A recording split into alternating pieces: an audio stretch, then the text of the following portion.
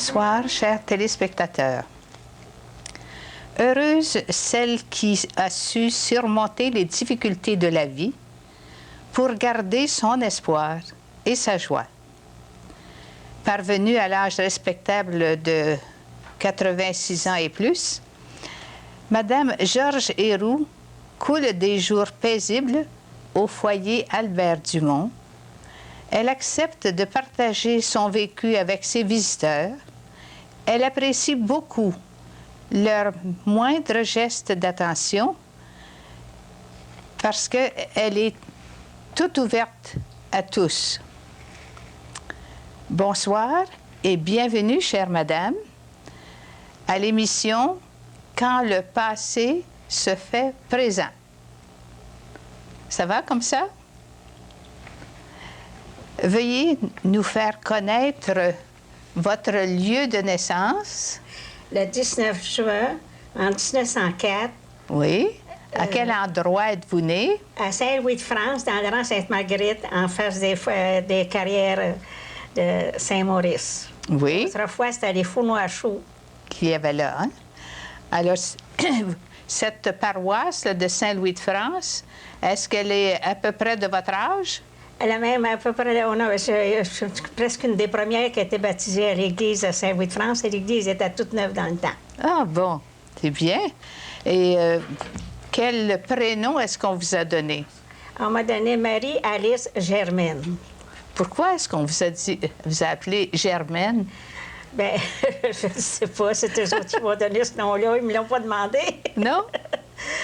Ah, mais je pense que vous savez pourquoi. On me disait que plus tard que je m'en servirais, que je pourrais gérer, puis venir, ça ferait Germaine. Ah, c'est bien ça. Puis vous entendez à rire, c'est bien.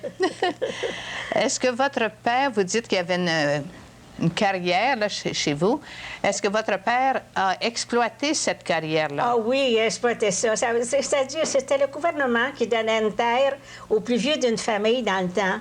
Alors, mon grand-père, il a eu cette terre-là, fait qu'il voulait savoir qu'est-ce que c'était que la terre, fait qu'ils sont venus à Saint-Louis-de-France, dans le rang Sainte-Marguerite, voir la terre qui était supposée leur appartenir.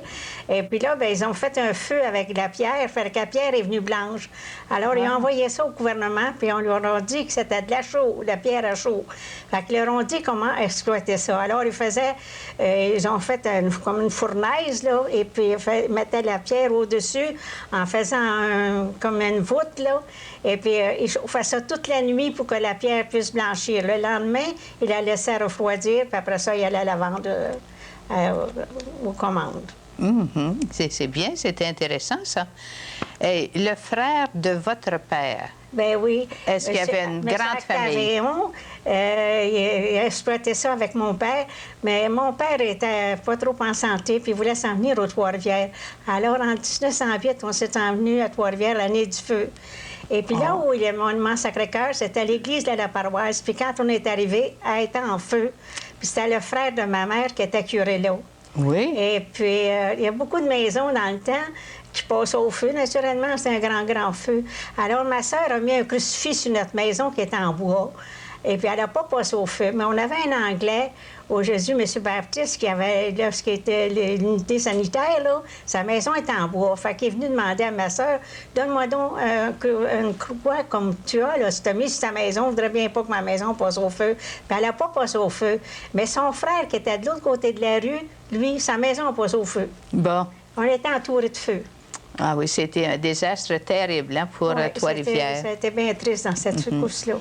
Alors, vous aviez un oncle, je pense, hein, le frère de votre père. C'était le frère de ma mère qui était curé à la paroisse. Oui, mais un autre qui avait une grosse famille. Oui, ça, c'est le frère de mon père, celui-là, Octavion. Puis, voulez-vous parler un peu des enfants de ce monsieur-là? Ah, bien, il y avait 8 filles, puis il y en a seulement qu'une qui s'est mariée. Alors, il y en a 7 qui se sont faites religieuses, mais il y en a 6 des sœurs de la Charité, et puis il y en a une des sœurs de Jésus-Marie à Montréal, la plus jeune. Alors, vous dites qu'il y avait plusieurs. Mon père a donné sa part à son frère, vu qu'il avait une si grosse famille, pour s'être emmené à Trois-Rivières. Alors, c'était une famille de religieux, là, Ah oui. chez puis votre du côté oncle? de ma mère aussi, il y avait beaucoup de religieux dans sa famille, les sœurs de la congrégation. Il y avait un prêtre, un jésuite. Elle avait des frères aussi qui avaient des magasins, qui faisaient des épiceries.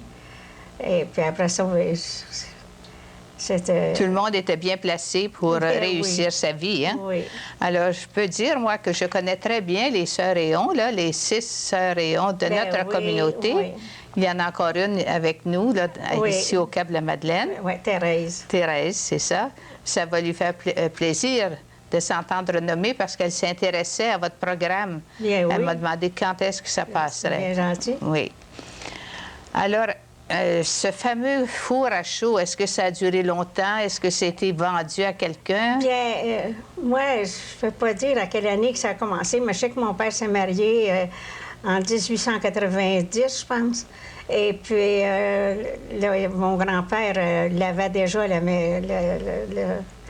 terre. Alors, quand il était assez vieux, ils s'en sont occupés, les garçons. Il y était plusieurs garçons dans la famille de mon père. Il était 4-5 garçons, je pense. C'était pas 6. Je pense qu'il était 6 garçons puis 2 filles. Et puis, ils ont exploité ça, eux autres aussi, avec leur père. Et puis après ça, bien là, quand ils sont décédés, c'est un de mes cousins qui a pris la relève. Puis lui, il a vendu sa part à ses associés qu'il avait pris. Puis ces associés-là, ils ont vendu à une compagnie. Puis cette compagnie-là a vendu à une autre compagnie, mais ça s'est vendu très cher. Ah, ben, c'était une bonne aubaine pour la famille. Ben non, ça ne nous a rien donné, absolument pas. Pour vous autres, non? Non, absolument rien. Ah, Non, c'était pas pour nous autres, c'était pour la compagnie. c'était pour la compagnie.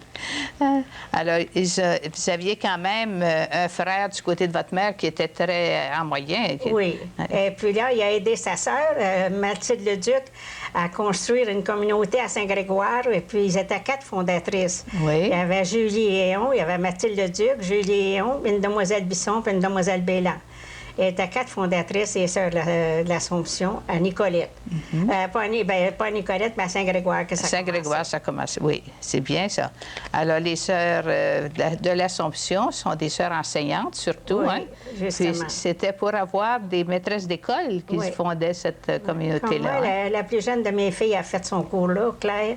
Et puis après ça, elle est allée à l'université, elle a fait son internat. Puis ensuite de ça, elle a fait 14 ans à l'hôpital Cook, 12 ans sans parler, puis elle est décédée en 82. Oui. Elle avait 41 ans. Vous avez eu beaucoup de mortalité dans votre beaucoup. famille. Hein? Il y en a 3, il y en a 4 de morts, puis 5 avec mon mari. Mhm. Comment s'appelait votre père? Et mon père s'appelait Joseph Héon. Oui. Et votre mère? Elle s'appelait Zarila Lamotte. Bon, c'est bien, on est en bonne pays de connaissances. Hein? Oui. Alors, combien de garçons et de filles là, dans votre famille? Dans ma famille, à moi, j'avais 6 filles puis 2 garçons. Puis, est-ce que vous pouvez nous les nommer? Jacques et Jules. Jacques, qui est professeur au cégep ici à Trois-Rivières. Et puis mon autre garçon, bien, il était ingénieur, mais il est décédé en 88. Mhm. Puis vous avez une religieuse précieuse sang aussi dans votre famille? Dans mes enfants, non, j'ai pas de Non? religieuse. Mais ça, c'est votre sœur, là? J'avais ma sœur, la Anne. plus vieille, ma moraine, qui était religieuse et sœur du précieux sang. Alors, vous avez toute une armée de personnes qui peuvent intercéder, hein? Ben oui. Est-ce que vous avez eu quelques maladies sérieuses au cours de votre J'en ai existence? jamais manqué de maladie sérieuse. J'ai commencé à l'âge de 4 ans, j'ai fait de la diphtérie.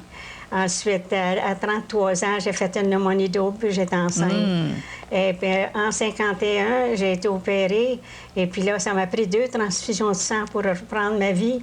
Et puis, depuis ce temps-là, bien là, ça a été assez sage du côté de la maladie, à part quelques bronchites de temps en temps. Puis ça a été C'est tout. pas mal intéressant parce que parmi vos enfants, vos frères ou sœurs, ça s'est marié, ça s'est Ben oui. éteint vite, hein?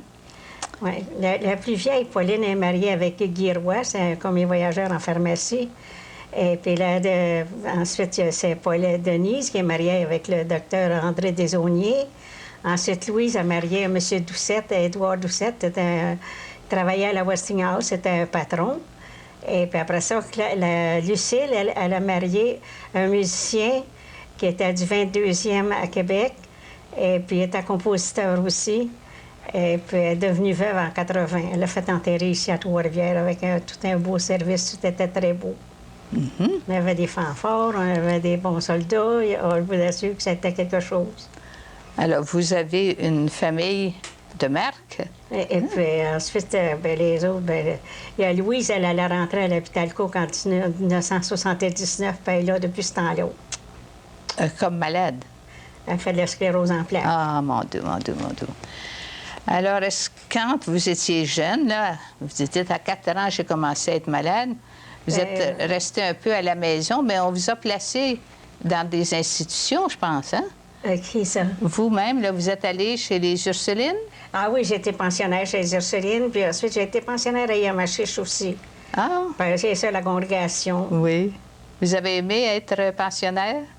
Bien, ma mère était souvent malade. Elle est morte à 47 ans, elle était jeune.